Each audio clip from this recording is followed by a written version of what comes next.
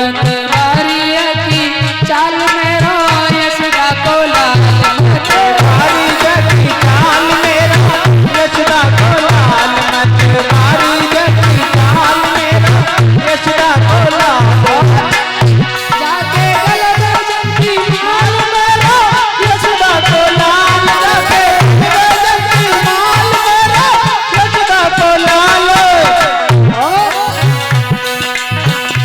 जाके होठ लाल लाल मेरो यशोदा को लाल जाके होठ लाल लाल मेरा यशोदा को लाल मत मारिया की चाल मेरा यशोदा को लाल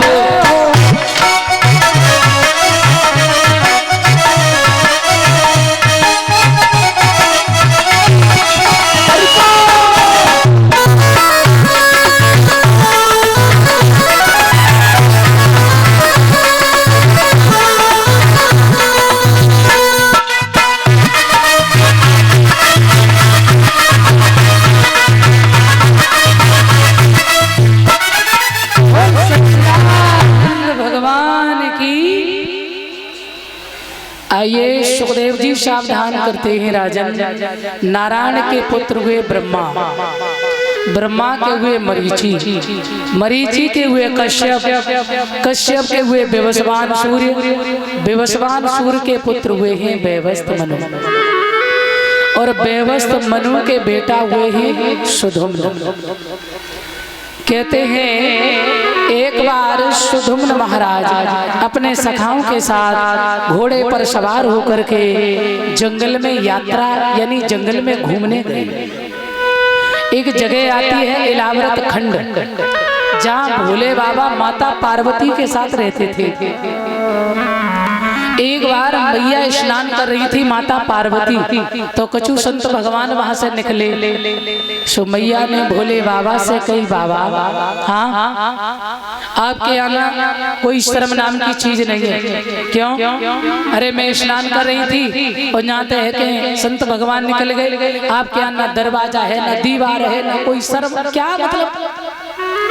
भोले बाबा कहने लगे, तो देवी अगर स्त्री नहा रही हो तो पुरुष निकल जाए संकोच लगता है? बिल्कुल लगता है। और स्त्री निकल जाए तो? बोले तो नहीं।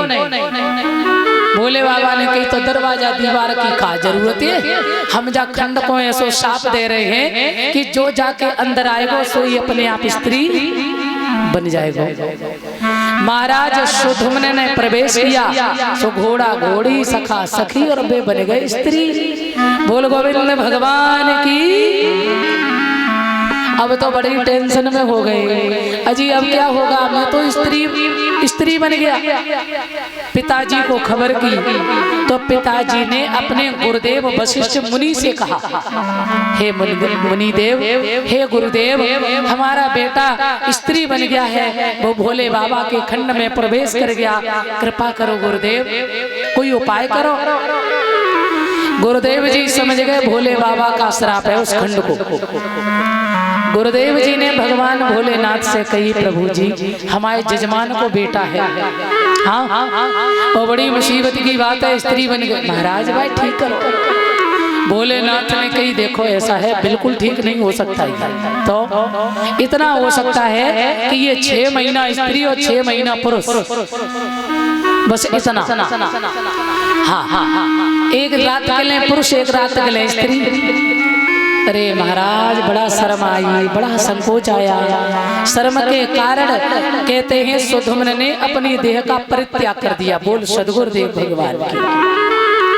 और जब देह का त्याग कर दिया तो इन वैवस्वत मनु के बेटा शर्यात भी हुए हैं। शर्यात की बेटी वही सुकन्या, सुकन्या चबर ऋषि को ब्याई गई थी। जब चबर ऋषि की आंखें फोड़ दी, आप सब लोग कथा जानते होंगे, तो पिता ने अपनी बेटी का हाथ उस महात्मा के हाथ में देकर चले आए। परंतु धन्य है वो पतिव्रता बेटी, उसने अपने पिता की लाज को रखा, धर्म को धारण किया, पति का इंतजार किया। तो एक दिन चबर ऋषि प्रसन्न हो गए, उन्होंने वरदान मांगने को कहा। तो कहा आप ठीक हो जाओ बस, और कुछ नहीं चाहिए। आपके नेत्र ठीक हो जाएं।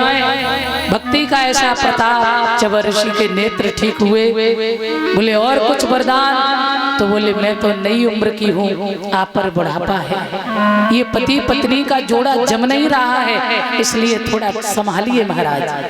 तो जब ऋषि की उम्र भी ठीक हुई, दोनों ने आनंद से, सरियात ने देखा तो चौंक गए, अरे मुझे लग रहा है लड़की ने महात्मा छोड़ के कोई दूसरा पकड़ लिया, परंतु नहीं, महात्मा चवर ऋषि ने स्वयं उन्हें प्रमाण दिया कि ये तुम्हारी ही बेटी है और मैं वही बूढ़ा महात्मा हूँ, पर जो भी चमत्कार आप देख रहे हैं ये सब तुम्हारी बेटी की भक्ति है।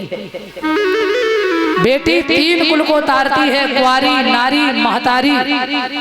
जब कुंवारी होती है तो पिता का नाम रोशन करती है, शादी हो जाए पति का नाम रोशन करती है, और जब बुढ़ापा आता है ना तो अरे वाह मैया तो फलाने की है भैया, ऐसी बढ़िया मैया पूछो ही मती, बेटे का भी नाम रोशन करती है माँ।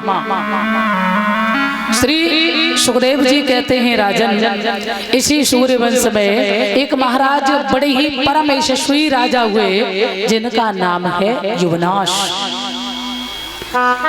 माँ से तो बेटों का जन्म होते हुए देखा है, पर ऐसा पिता कौन सा जिसने बेटा को जन्म दिया है? तो बोले वो है महाराज युवनाश।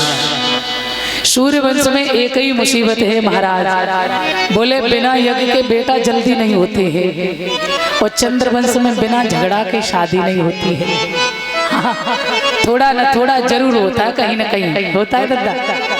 तो आ जाइए, महाराज ने संत महापुरुषों से कहा मेरे पुत्र नहीं है, संत ब्राह्मणों ने कहा आप अपने यहाँ यज्ञ करिए और यज्ञ करने से तुम्हारे यहाँ बेटा अवश्य होगा। संत ब्राह्मण आए, यज्ञ आरंभ हुआ, मंत्रों से पढ़ पढ़ के जल घड़े में भर रहे हैं, और जैसे ही लास्ट दिवस होने को आया, गर्मी का समय, राजा रानी उसके नीचे यज्ञ मंडप के नीचे सो रहे थे। रात में महाराज को बड़ी जोर से लगी प्यास, सोचा किसी मंत्री को जगाएंगे तो अपराध होगा, सोते हुए व्यक्ति को जगाना नहीं चाहिए, अपराध होगा, और प्यास बड़ी तेजी से लग रही है, क्या करें? सो उठाया वही घड़े का जल और पी गए। बोल गोविंद भगवान की। जब पी गए महाराज युवनाश, धीरे धीरे जैसे यज्ञ शुरू हुआ सुबह, और बिल्कुल जब यज्ञ पूर्ण होने को आया तो महात्माओं ने कहा, जो वहाँ यज्ञ आचार्य थे उन्होंने कहा, अजी महाराज घड़ा को उठाओ। क्यों? इसी घड़े में जल जो मंत्र से पढ़ के भराना, इसी से तो रानी को पुत्र होगा, इसे पिलाएंगे तब। सो घड़ा उठाया, बिल्कुल खाली। अरे इस घड़े का जल कहाँ गया भैया? अरे महाराज, अरे मैं ये पूछ रहे इस घड़े का जल कहाँ गया? बोले महाराज कोई गलती हो, मैं ये पूछ रहा इसका जल कहाँ गया? बोले महाराज वो तो रात में प्यास लगी सो नहीं पी गया। बोले तो ठीक है, फिर रानी को बेटा नहीं होगा, अब तुम्हें ही होगा। बोल गोविंद भगवान की।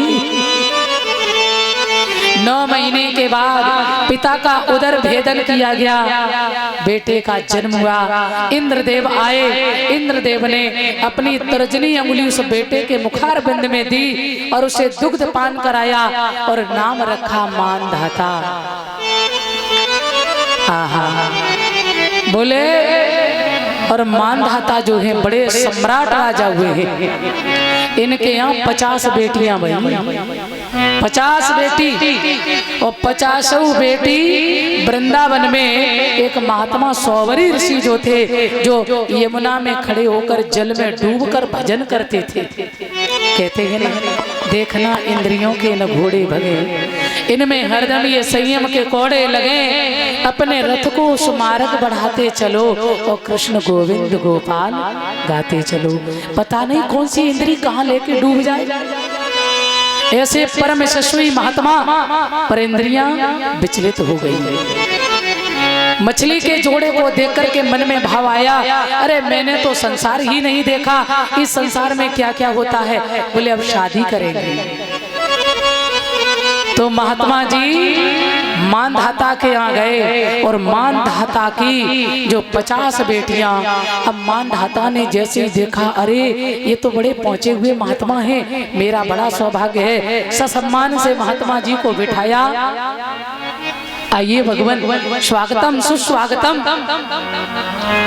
कहने लगे, राजन मैं बड़ी आस लेकर आई हूँ, क्या आप अपनी एक बेटी की शादी हमारे साथ कर दो।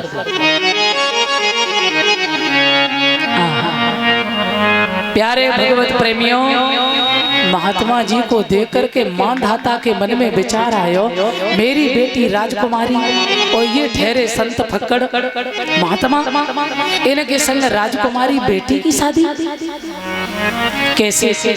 पर सोचने लगे, यदि मना कर दिया तो ये महात्मा कोई साधारण नहीं है, मुझे श्राप ना दे दे। सो बच्चियों पर ही निर्णय डाल दिया राजा ने।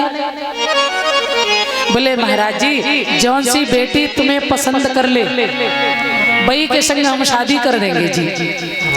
और मन में सोची, ना कोई बेटी पसंद करेगी और ना शादी करनी पड़ेगी। महात्मा जी समझ गए मेरी मजाक उड़ा रहा है। जैसे ही संत ने समझा और उसी समय उसके महल में प्रवेश किया, मानधाता के महल में महाराज ने, तो इतने सुंदर बन गए, इतने सुंदर बन गए। 50 बेटियां आपस में झगड़ा कर रही हैं। अरे ये तो मेरो पति है, अरे नाना तेरो ना मेरो पति है, मेरो पति है। सोवरी ऋषि ने कही, झगड़ा मत करो, तुम सबको अगर टेंशन ना हो, तुम्हें कोई यदि दिक्कत ना है तो हम 50 के संग शादी कर लेंगे। देखो 50 बेटियों के संग शादी करी और महात्मा जैसे महल से बाहर निकले तो महाराज देखो, मानधाता ने सोचा था बेटी पसंद ही ना करेंगे, ना शादी करनी पड़ेगी, और यहाँ तो पूरी लैंडोरी लगी जा रही है। मानधाता ने कही, अरे ये तो सब बेटियां जा रही हैं साथ में।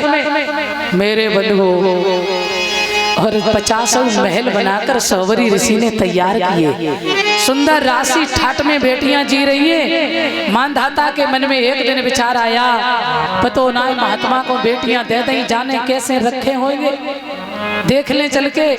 तो देखा जाके 50 महल बिल्कुल एकदम सुंदर वस्त्र आभूषणों से बेटियां सुशोभित हैं। भक्ति में बड़ी शक्ति होती है प्यारे बंधुओं।